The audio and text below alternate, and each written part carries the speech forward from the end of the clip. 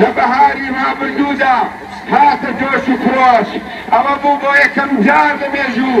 هەموو خەڵکی کوردستان یەکیان گرت و پێکەوە هەڵمەتی شێرانەیان بە پشتیوانی و هاوبەشی کۆمەڵانی خەڵک بردە سەردام و دەستگاکانی ڕێژیم و لەشکری ڕێژیمیان شەک کرد و شکاند و بەداند و لە کوردستانی خۆشەویست دەرپەڕاند. ئەمڕۆ 26 ساڵ تێدەپەڕێت بەسەر ڕاپەڕینی بەهاری 1991 کە قەزای ڕانیە پێشڕە و پێشەنگ و نازناوی دەواازەی ڕاپەڕینی پێبەخشراو لە 5/3/1991 یەکەم چەخماخەی ڕاپەڕین لە قەزای ڕانیە لێدرا. سەرکردایەتی ئەو کاتی یەکێتی نیشتیمانی کوردستان دەور و ڕۆڵی باشی هەبوو لە بەرنامە ڕێژی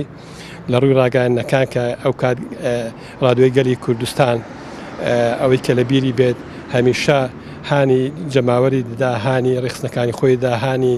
پێشمەرگە دابراوەکانی داهانی ئەم چەکدارانشی دا کە پێشتر لە ناچاری چەکداری ڕژێن بوون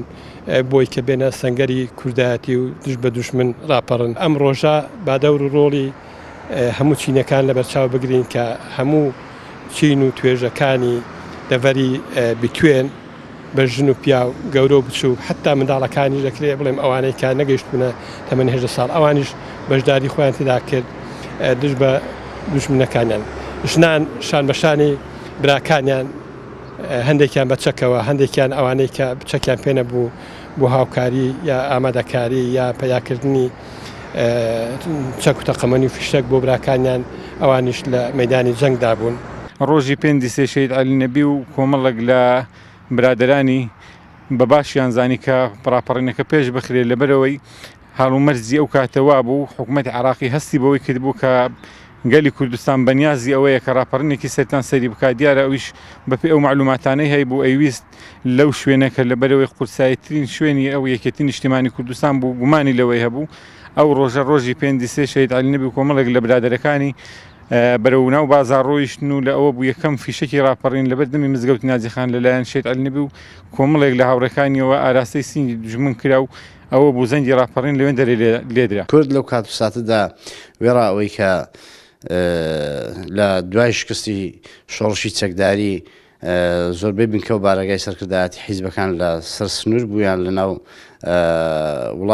وڵاتی ئێران بوو زۆربەی بارەگا و سەرکردایەتی و هێزی پێشمەرگە و ئەوانە لەو سنووردا کۆبوونەوە ئەو هەلومەرزە بە پێویست زاندرا و لە ڕیزەکانی خۆیان ڕێخستەوە و یەکێتی نیشتیمانی کوردستان سەرمەشق و دەستپێکی پێکەنانی خیتابێکی موحەد بوو یان بەرەیەکی موحەد بوو بۆ قۆسنەوەی ئەو بارودۆخەوە هەلومەرجەوە